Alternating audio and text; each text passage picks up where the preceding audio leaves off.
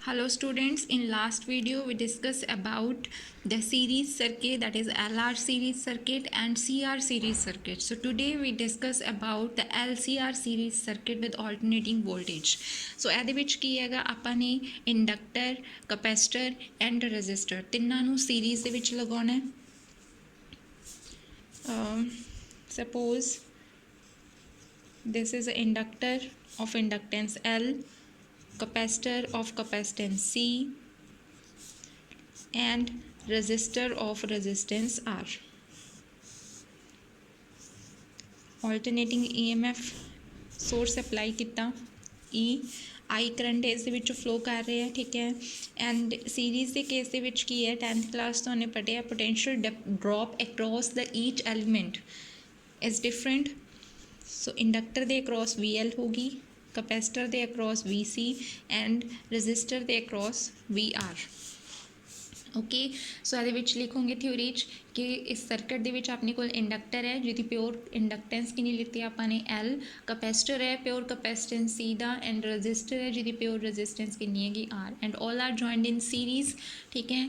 ERMS value जी अपने alternating EMF LCR circuit में अप्लाई किया. ओके जी.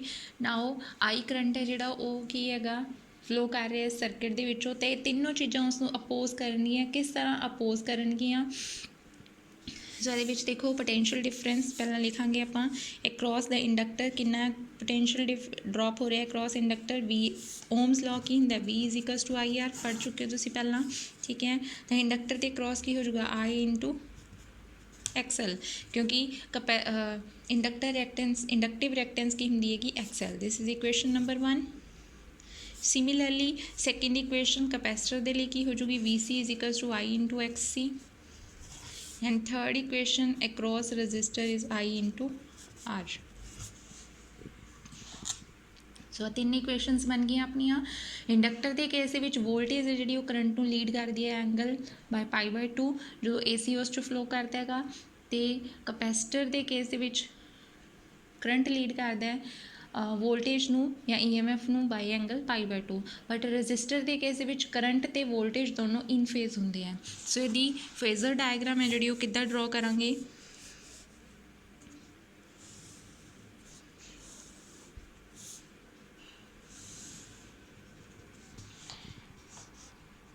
पॉजिटिव X एक्सिस है, पॉजिटिव Y एक्सिस है, and this is a negative Y axis. Okay, now सब तो पहला रजिस्टर की गल करते हैं. रजिस्टर के केस की आ वोल्टेज तो करंट दोनों ही इन फेज होंगे ने, that is along X axis VR, तो करंट भी इस डायरेक्शन होएगा I, ठीक है. ओके, नाउ इंडक्टर के केस की होंदा है वोल्टेज लीड करती है करंट नू बाय π/2. अपनी E की इक्वेशन है बाय एंगल फाई. इत्थे फाई एंगल मैंने तां लिता है क्योंकि इत्थे आपां प्योर सर्किट्स नहीं लै रहे हैं, ठीक है. सो दैट्स वाई π/2 की जगह सॉरी ω/t की जगह फाई लिता है, ठीक है. और इस हुण इंडक्टर ते करंट इस लीड करते हैं π/2, voltage lead by current by π/2. तो दूसरे केस की हो जाऊगा कैपेसिटेंस वाले दे विच current lead voltage by π/2. Okay, now इस अपने suppose this point is B और इतों तक वैल्यू है जी VC होगी फ्रॉम दिस पॉइंट O, तो नीचे वाला अपनी वैल्यू होगी VC up to point C. Okay, now इत्थे परपेंडिकुलर्स ड्रॉ करांगे आपां. Suppose this point is A, इधर परपेंडिकुलर बनाया. Suppose this point is D, हो गया अपना रिजल्टेंट OL, ठीक है. सो आ चीज़ अपनी VR है. देखो आप पूरा का पूरा VL है तो नीचे VC है, तो वो OD की वैल्यू कितनी होएगी VL माइनस VC. तो इधरों LA भी की आएगा VL माइनस VC. सो इसे अपनी फेजर डायग्राम. नाउ ਮੈਥੇਮੈਟੀਕਲ ਕੀ ਕਰਨਾ ਇਹਦੇ ਵਿੱਚ ਉਹੀ ਥਿਊਰੀ ਲਿਖ ਦਿਓ, ਠੀਕ ਹੈ, ਕਿ ਕਿਹੜੀ ਚੀਜ਼ ਕਿਸ 'ਚ ਲੀਡ ਕਰ ਰਹੀ ਹੈ, ਕਿੰਨੇ ਐਂਗਲ ਦੇ ਨਾਲ। ਤਾਂ ਪਰ ਹੁਣ ਆਪਾਂ ਨੇ ਵੀ ਆਰ ਦਾ ਅਤੇ ਵੀ ਐਲ ਮਾਈਨਸ ਵੀ ਸੀ ਦਾ, ਇਹਨਾਂ ਦੋਨਾਂ ਦਾ ਰਿਜ਼ਲਟੈਂਟ ਹੈ ਜਿਹੜਾ that is given by O L. ਤਾਂ ਉਹਦਾ ਮੈਗਨੀਟਿਊਡ ਕਿੱਦਾਂ ਕੱਢੋਗੇ?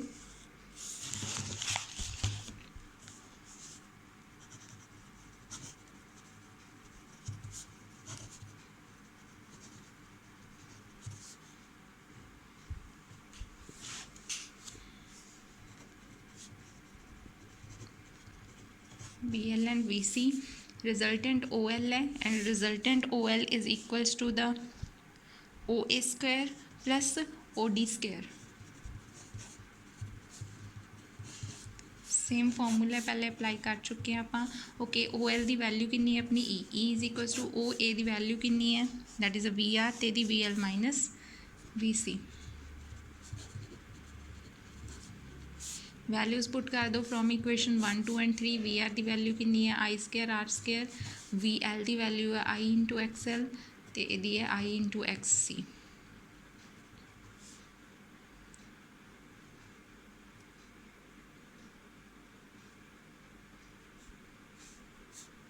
सारे का इकट्ठा स्क्वायर आएगा, ठीक है जी। नाउ इस दे विचों कॉमन की आएगा अपना आई बाहर कॉमन आ जाएगा, अंदर आ जाएगा I square plus X L minus X C दा होल स्केयर, ठीक है।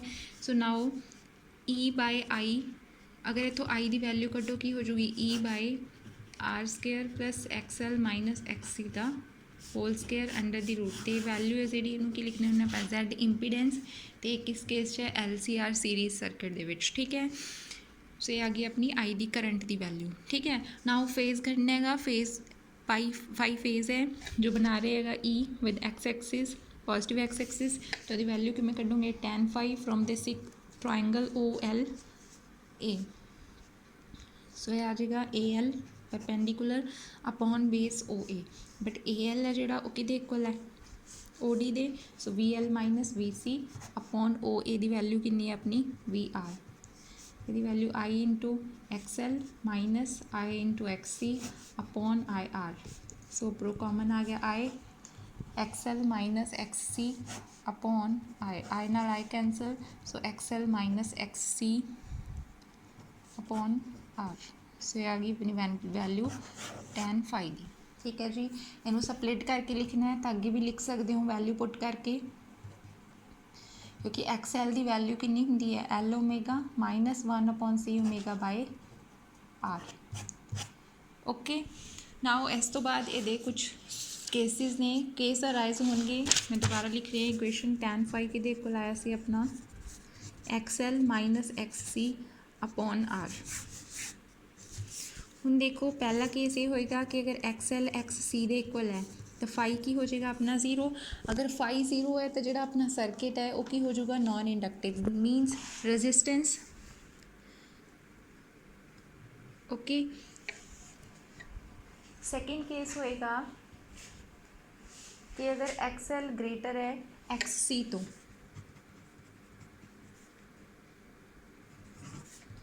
फाइव की वैल्यू अपनी की आएगी पॉजिटिव चाहिए, तो दैट मीनस वोल्टेज लीड कर रही है करंट नू बाय फेज एंगल π/2 तो हो जाएगा इंडक्टिव डोमीनेटेड सर्किट। तो थर्ड इज तो रिवर्स है, अगर एक्स एल लैस है स्मॉल तो फाइव की हो जाएगा अपना नेगेटिव जाएगी, दैट मीनस करंट लीड करता है वोल्टेज नू बाय एंगल π/2, ठीक है। तो ये सर्किट की हो जाएगा अपना कैपेसिटिव डोमीनेटेड सर्किट, ठीक है जी। इस तो बाद इसका स्पेशल केस है, स्पैशल केस के विच आपां ने की करना है, अगर आपां ओमेगा नू ओमेगा नॉट पुट करिए तो जो अपनी इक्वेशन सीगी आई दी I is equals to equation सी E by under root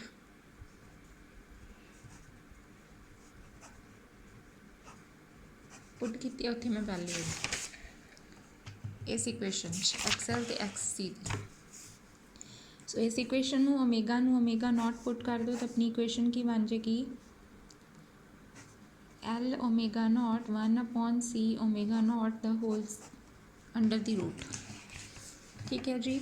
now I ते जेड क्योंकि वैल्यू Z दी है, I एंड Z दोनों इनवर्सली प्रोपोर्शनल ने। अगर ਆਪਾਂ ਨੂੰ Z ਦੀ ਵੈਲਿਊ ਮਿਨੀਮਮ ਚਾਹੀਦੀ ਹੈ ਮੀਨਸ ਕਿ ਆਪੋਜੀਸ਼ਨ ਹੈ ਜਿਹੜੀ ਇਨ ਦਾ ਪਾਥ ਆਫ ਕਰੰਟ ਘੱਟ ਹੋਵੇ ਤਾਂ I ਦੀ ਵੈਲਿਊ ਕੀ ਹੋ ਜਾਏਗੀ, ਮੈਕਸਿਮਮ ਹੋਏਗੀ, ਤੇ ਵੈਲਿਊ ਤਾਂ ਹੀ ਪੋਸੀਬਲ ਹੈ ਅਗਰ L omega note minus 1/C omega note 0 ਦੇ ਇਕੁਅਲ ਹੋਵੇ। ਸੋ ਇਸ ਨੂੰ ਰੀਅਰੇਂਜ ਕਰੋ, ਇੱਥੋਂ ਆਪਣੀ ਓਮੇਗਾ ਨੋਟ ਸਕੁਏਅਰ ਦੀ ਵੈਲਿਊ ਆ ਗਈ 1/LC ਤੇ ਓਮੇਗਾ ਦੀ ਵੈਲਿਊ ਆ ਗਈ 1/√LC and this expression is the most important expression, ਤੇ ਇੱਥੋਂ ਆਪਾਂ ਨੂੰ ਰੈਜ਼ੋਨੈਂਟ ਐਂਗੂਲਰ ਵੈਲੋਸਿਟੀ ਦੀ ਵੈਲਿਊ ਮਿਲਦੀ ਹੈ। ਸਿਮਿਲਰਲੀ ਫ੍ਰੀਕੁਐਂਸੀ ਦੀ ਇਕੁਏਸ਼ਨ ਲਿਖਣੀ ਹੈ ਆਪਾਂ ਨੇ ਕਿ ਅਗਰ ਨਿਊ ਨੋਟ ਦੇ ਇਕੁਅਲ ਹੈ ਤੇ ਓਮੇਗਾ ਕਿਹਦੇ ਇਕੁਅਲ ਹੁੰਦਾ 2π ਨਿਊ ਦੇ, ਅਗਰ ਓਮੇਗਾ ਨੋਟ ਦੇ ਲਈ ਲਿਖੀਏ ਤਾਂ ਕੀ ਹੋ ਜਾਊਗਾ 2π ਨਿਊ ਨੋਟ ਹੋ ਜਾਏਗਾ। ਤੇ ਇੱਥੋਂ ਨਿਊ ਨੋਟ ਦੀ ਵੈਲਿਊ ਕਿੰਨੀ ਆ ਗਈ ਆਪਣੀ ਓਮੇਗਾ ਨੋਟ ਬਾਈ 2π, ਤੇ ਓਮੇਗਾ ਨੋਟ ਦੀ ਵੈਲਿਊ ਹੁਣੀ ਕੱਢੀ ਹੈ 1/√LC, ਤੇ ਇਕੁਏਸ਼ਨ ਕੀ ਬਣ ਜੂਗੀ ਆਪਣੇ ਕੋਲ 1/2π√LC, ਤੇ ਆਪਣੀ ਇਕੁਏਸ਼ਨ ਆ ਗਈ ਰੈਜ਼ੋਨੈਂਟ ਫ੍ਰੀਕੁਐਂਸੀ ਦੀ। ਓਕੇ, ਇਸ ਤੋਂ ਬਾਅਦ ਕੁਝ ਡੈਫੀਨੇਸ਼ਨਸ ਨੇਗੀਆਂ ਇੰਪੀਡੈਂਸ ਦੀ। ਇੰਪੀਡੈਂਸ ਕੀ ਹੁੰਦੀ ਹੈਗੀ, total opposition in LCR circuit which oppose the path of alternating current flows through that circuit and it is denoted by capital Z, ਤੇ ਉਹਦੀਆਂ ਯੂਨਿਟਸ ਕੀ ਹੋਣਗੀਆਂ ਓਮ, ਬਿਕੋਜ਼ ਕੀ ਐਕਟ ਕਰਦੀ ਹੈ as a resistance means opposition ਹੈਗੀ। ਇਸ ਤੋਂ ਬਾਅਦ ਆਉਂਦੀ ਹੈ ਐਡਮਿਟੈਂਸ, ਇਸ ਦਾ ਸਿੰਬਲ ਕੈਪੀਟਲ A ਹੈ, ਤੇ ਇਹ ਹੁੰਦੀ ਹੈ ਰੈਸੀਪ੍ਰੋਕਲ ਇੰਪੀਡੈਂਸ ਦੀ, ਤੇ ਮੀਨਸ 1/Z ਹੋ ਜੂਗੀ, ਤੇ ਇਹਦੀਆਂ ਯੂਨਿਟਸ ਕੀ ਹੋਣਗੀਆਂ ਓਮ ਇਨਵਰਸ और मोह और साइमन। ठीक है जी, नैक्सट अपना आउंदा हैगा कैपेसिटिव रिएक्टेंस ते इंडक्टिव रिएक्टेंस, ये पहले आर्टिकल्स कर चुके हैं। नैक्सट डेफिनेशन हैगी ससैप्टेंस दी। ससैप्टेंस है जिहड़ी ये रेसिप्रोकल हुंदी है कि रिएक्टेंस दी, मीनस 1/X, ਇਹਦੀਆਂ यूनिट्स भी सेम होणगियां ओम इनवर्स मोह या साइमन। ठीक है, तो कुछ डेफिनेशन सीगियां। नैक्सट अपना आर्टिकल हैगा पावर एसोसीएटेड विद रेजिस्टेंस। ਆਪਾਂ ਨੇ एवरेज पावर की वैल्यू ਕੱਢਣੀ हैगी रजिस्टर के केस ਦੇ ਵਿੱਚ। सो इस ਦੇ ਵਿੱਚ ਆਪਾਂ ਨੇ एक रजिस्टर लिया of resistance R, AC source apply किया। सो ਇਹਦੀ ਆਲਟਰਨੇਟਿੰਗ EMF ਜਦੋਂ ਆਪਾਂ ਸੋਰਸ ਲੈਂਦੇ ਹਾਂ ਤੇ ਉਹਨੂੰ ਰਜਿਸਟਰ ਆਫ ਰੈਜ਼ਿਸਟੈਂਸ R ਨਾਲ ਕਨੈਕਟ ਕੀਤਾ, ਤੇ EMF ਦੀ ਇਕੁਏਸ਼ਨ ਕੀ ਹੁੰਦੀ ਹੈ ਆਪਣੀ E = E0 sin ωt। ਠੀਕ ਹੈ, ਤੇ ਕਰੰਟ ਦੀ ਇਕੁਏਸ਼ਨ ਕੀ ਹੁੰਦੀ ਹੈ, ਕਿਉਂਕਿ ਰਜਿਸਟਰ ਦੇ ਕੇਸ ਦੇ ਵਿੱਚ ਕਰੰਟ ਤੇ EMF ਦੋਨੋਂ ਇਨ ਫੇਜ਼ ਹੁੰਦੇ ਨੇ, ਤੇ ਉਹਦੀ ਇਕੁਏਸ਼ਨ ਕੀ ਹੋ ਚੁੱਕੀ I0 sin ωt। So this is the first equation and second equation. अगर ਆਪਾਂ ਨੇ इंस्टैंटेनियस पावर की वैल्यू कढ़नी है तो की हो चुकी फॉर्मूला 10th पढ़िया तुमने P = VI, दैन आप EI लिख सकते हैं। ठीक है जी, तो इतने वैल्यूज़ पुट कर दो E0 I0 sin square ωt, क्योंकि मल्टीप्लाई हो गए दोनों। ठीक है, सो ये आ गई अपनी पावर की इक्वेशन नंबर 3। नाउ अगर आप इंस्टैंटेनियस पावर ਨੂੰ कॉन्सटेंट लैके चलते हैं तो small amount of work done है जो उस करंट ਨੂੰ मेनटेन रखने के लिए उस सर्किट ਦੇ ਵਿੱਚ, ਤਾਂ ਉਹ work done small amount of work done ਕਿਹਦੇ ਕੋਲ ਹੋ ਜੂਗਾ, ਕਿਉਂਕਿ ਪਾਵਰ ਦੀ ਇਕੁਏਸ਼ਨ ਹੁੰਦੀ ਹੈ ਵਰਕ ਅਪੋਨ ਟਾਈਮ, ਤਾਂ ਵਰਕ ਕਿਹਦੇ ਕੋਲ ਆ ਗਿਆ ਪਾਵਰ ਇਨਟੂ ਟਾਈਮ, ਤਾਂ ਸਮੋਲ ਵਰਕ ਡਨ ਕਿਵੇਂ ਕੱਢੋਗੇ P × dt। P ਦੀ ਵੈਲਿਊ ਪੁੱਟ ਕਰ ਦਿਓ ਇੱਥੇ। ਸੋ ਆਪਣੀ ਇਕੁਏਸ਼ਨ ਬਣੂਗੀ P dW = E0 I0 sin square ωt × dt। ठीक है जी, तो टोटल वर्क डन किमें कढोगे, इनू इंटैग्रेट करके integrate both side within the limits E0 I0 दोनों कॉन्सटेंट ने, सो आउटसाइड इंटैग्रेशन आ गया अपने को, अंदर आ गया sin स्क्वायर ωt × dt। तो ये लिमिट्स आउणगियां आप फुल साइकिल के लिए करना है तो लिमिट्स लवांगे आप 0 to T, क्योंकि आप जिहड़े वेव डायग्राम्स बनाइया सी इदां टाइम लिता सी 0, मैक्सिमम टाइम T। सो W आ गया लेफ्ट साइड, राइट साइड की आएगा E0 I0 sin square ωt है। sin स्क्वायर ωt की इंटैग्रेशन sin स्क्वायर ωt किते कोल होगा 1 - cos 2 ωt/2 ने आया कित्थों है, देखो ट्रिग्नोमैट्री फॉर्मूला होंदा है 1 - 2 sin स्क्वायर थीटा होंदा है cos 2 थीटा दे कोल। ठीक है। सो ਆਪਾਂ ਨੂੰ 2 sin square थीटा की वैल्यू चाहिए, ਇਹਨੂੰ राइट साइड ਤੇ ले आओ। सो इस राइट साइड आ गया अपना 1 माइनस cos 2 थीटा। ठीक है जी। So 1 minus cos 2 theta by 2 is equals to sin square theta. So ये आ गई अपनी वैल्यू, तो इत्थे पुट कर दो 1 minus cos 2 omega t by 2। So ये आ जाऊगा ई नॉट आई नॉट, इनू सैपरेट कर दो 1 डी टी, 2 मैंने बाहर काट लिया, minus cos 2 omega T by 2 into D T. E not I not by 2, यदि integration simple T, limits 0 to T, cos ये भी 2 बाहर काट लो, cos 2 ओमेगा 2 ओमेगा टी दी की होंगी integration sine 2 omega T by 2 omega.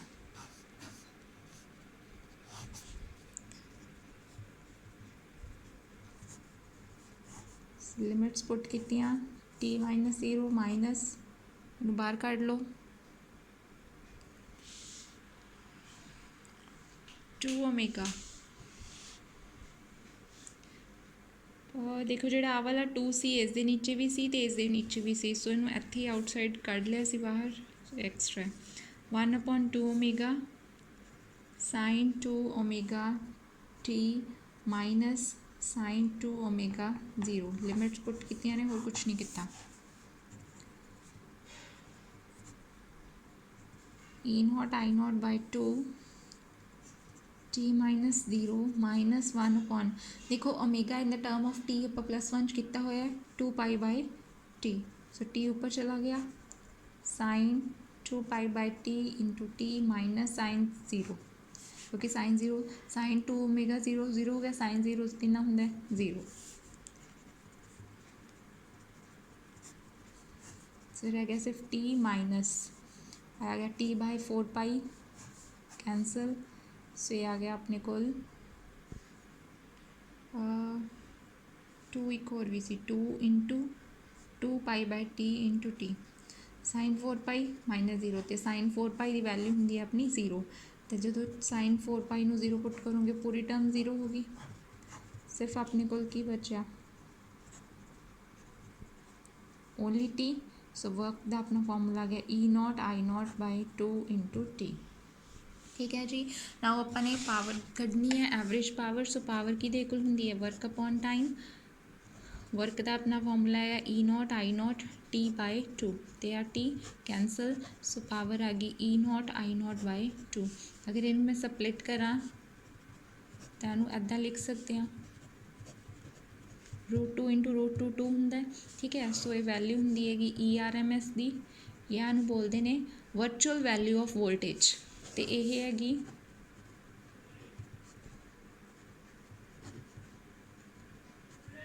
या virtual voltage I not by √2 होगा IRMS और वर्चुअल करंट। सो आ गई एवरेज पावर। तो एवरेज पावर नो वर्डिंग्स लिखना है, that is a product of virtual voltage and virtual current. ठीक है जी। इस तो बाद नैक्सट टॉपिक हैगा